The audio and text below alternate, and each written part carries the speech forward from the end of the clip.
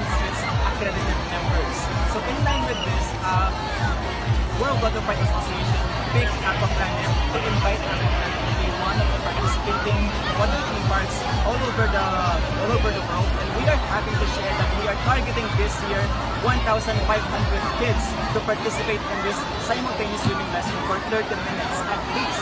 But we are happy to share that as of this moment, at exactly 8 o'clock, we were able to Okay guys, about 10 At the minutes. moment, we have 1,800 kids. Each So with in our their registration, position. registration confirmation later on, we will see how many exactly. We are to fit in as many as possible so we can break the world record. Here.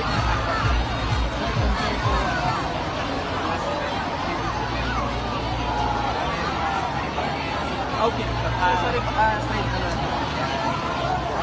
This year, the differences of our second year hosting of the world's largest swimming lesson is we have a target of 1,500 kids as participants, and like last year, we have 1,200 plus.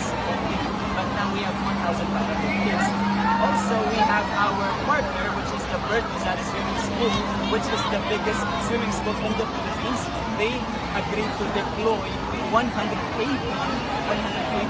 licensed professional swimming coaches to teach our kids who are students from public elementary schools, orphanages, local government units, indigenous communities, and schools for students with special needs. So we are catering to all kinds, all forms of kids.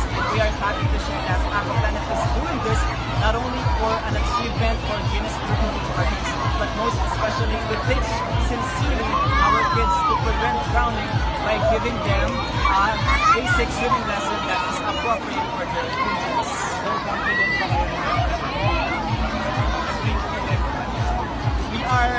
We are challenged to beat this record, but I think if some other water theme parks will beat this record, why not? But what I'm confident is that we have 1,800 participants this year, and that's all. That alone is already a success.